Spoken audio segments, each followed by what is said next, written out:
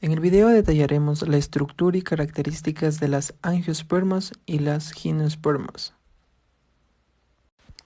En la estructura de las angiospermas podemos decir que todas las flores tienen una anatomía básica en común. Una flor es de hecho un tallo corto con 4 tipos de hojas modificadas, llamados sépalos, pétalos, estambres y carpelos. En la parte inferior de una flor están los sépalos. Por lo general son verdes. Ellos encierran a la flor antes de que se abra, formando un capullo. Arriba de los sépalos están los pétalos, los cuales son por lo general la parte más llamativa de la flor y de manera usual son importantes en atraer a los animales polinizadores. La estructura reproductora reales son los estambres y el carpelo.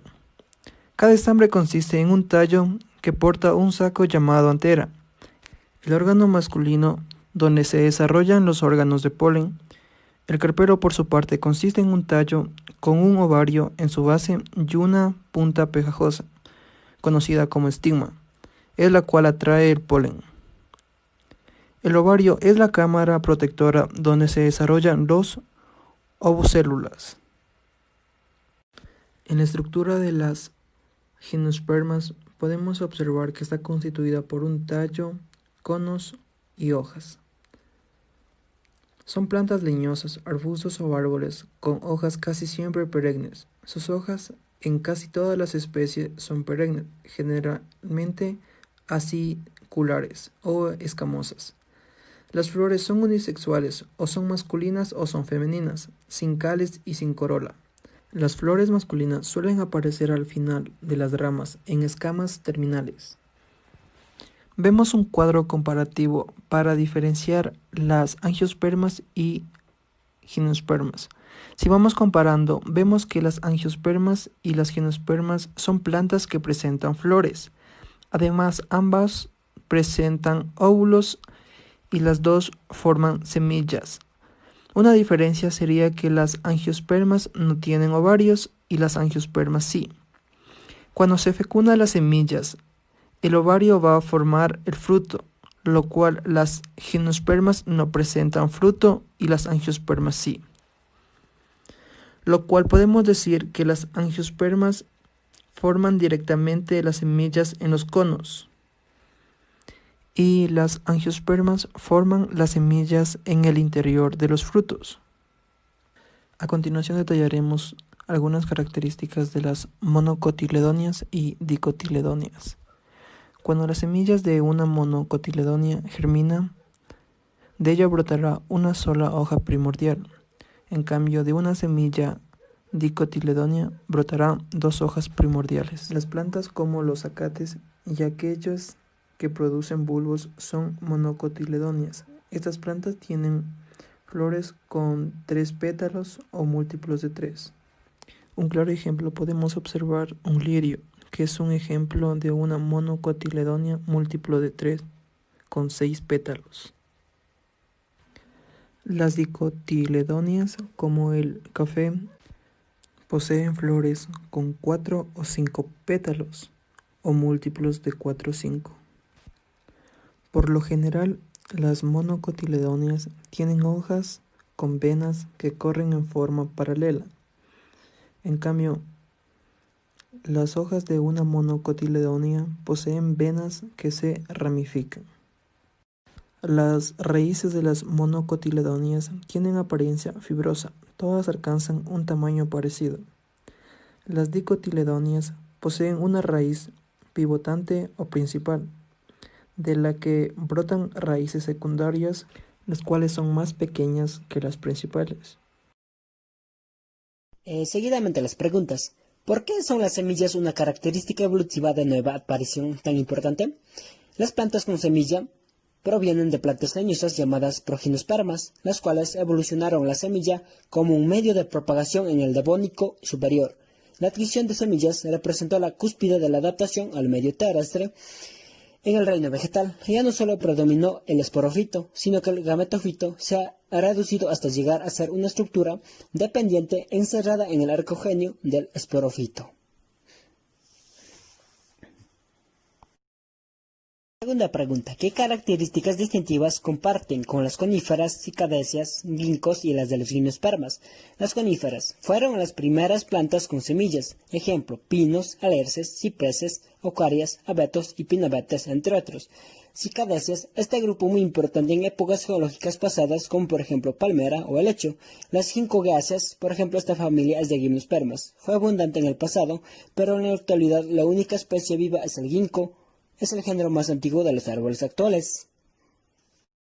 Tercera, ¿cuál es la diferencia entre las adaptaciones vegetativas de las plantas con flores y de las gimnospermas? Como por ejemplo, las gimnospermas son plantas que no poseen flores. Las semillas se desarrollan en escamas de conos o piñas.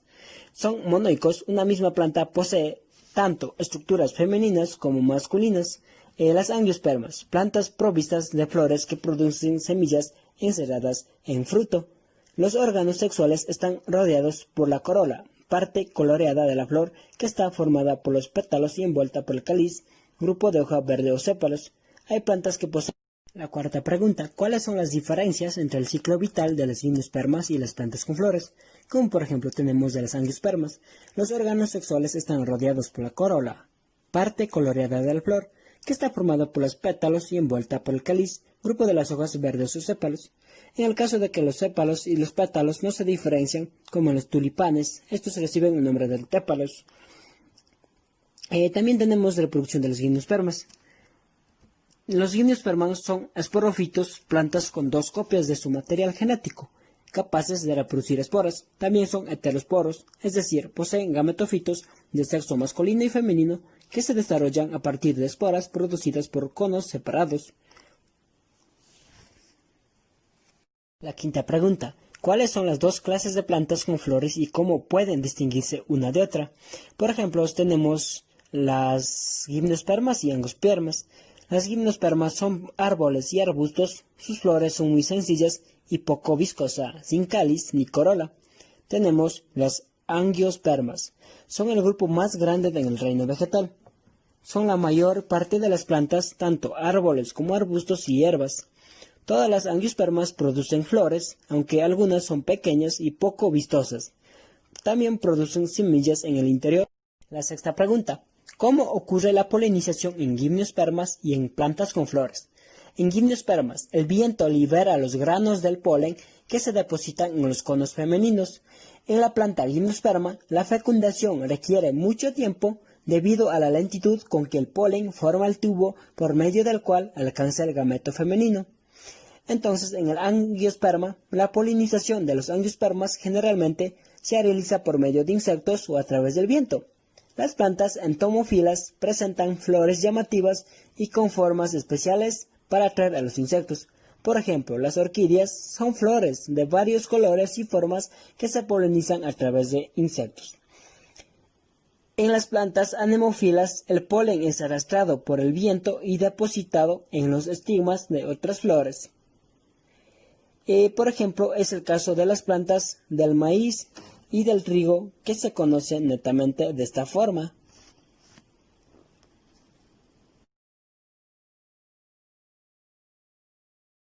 Séptima y última pregunta.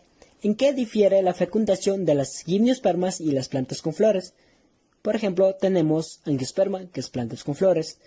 La fecundación se produce cuando el polen llega al estigma. Hay plantas angiospermas que producen flores hermafroditas, es decir, poseen los dos órganos sexuales en la misma flor. Otras, en cambio, forman flores femeninas, solo tienen pistilos, o masculinas, o solo tienen estambres. Estas plantas se llaman monoicas. Hay plantas con flores femeninas y flores masculinas en diferentes individuos. Estas son plantas dioicas, por ejemplo la ortiga. Tenemos las gimnospermas. La fecundación requiere mucho tiempo debido a la lentitud con que el polen forma el tubo por medio del cual alcanza el gameto femenino. Hemos finalizado nuestro video, ya que se ha detallado todo de una manera clara y concisa. Gracias.